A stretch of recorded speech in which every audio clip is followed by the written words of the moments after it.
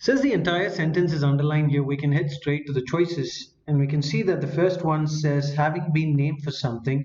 So we start off with the present participle modifier, which is modifying the subject, the asteroid.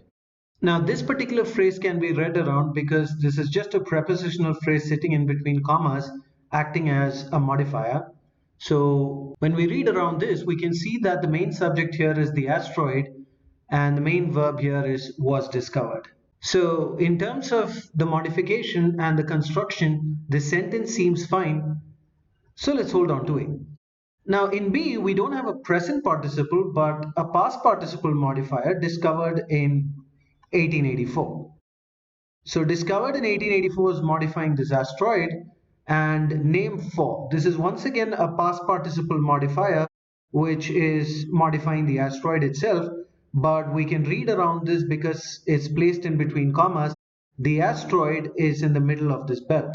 So the verb here is, and the logic makes sense here. The asteroid is in the middle of this belt.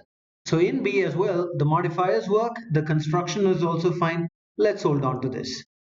Now in C, we can notice that it starts off with a prepositional phrase in the middle of something. The subject is the asteroid, but please don't mistake this discovered to be a verb because we can notice it comes after the comma. So this is once again a past participle modifier acting on the asteroid. So discovered and named, both of them are modifier constructions modifying the asteroid.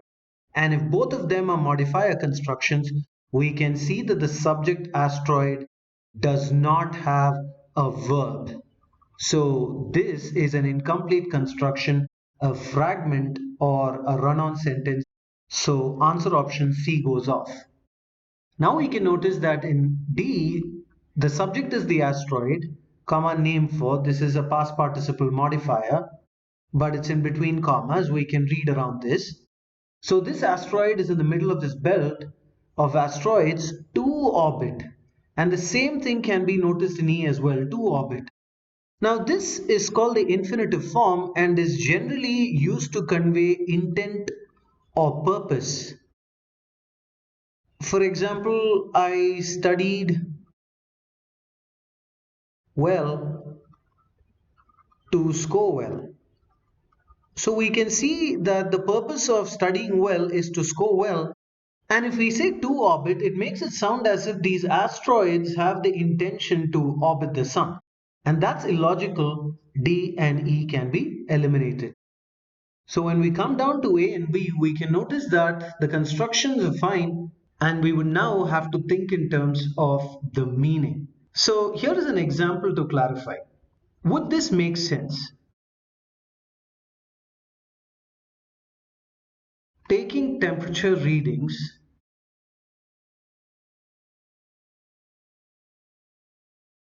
we can use a thermometer.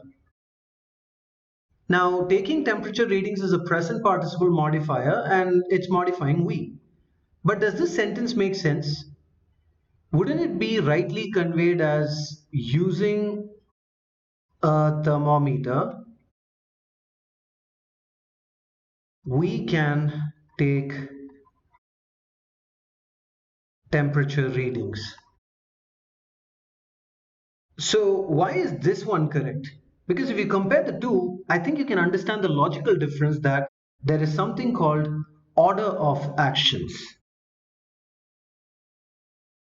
So in some questions, GMAT tests for this because it wants the test taker to identify logically which is the right order of actions. So taking the temperature readings, do we use a thermometer or we use a thermometer to take temperature readings?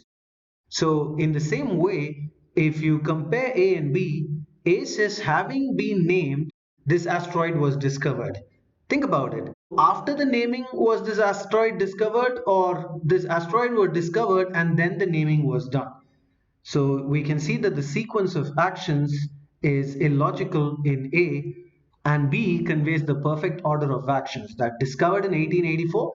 This asteroid name for this is in the middle of something. So B is your right answer.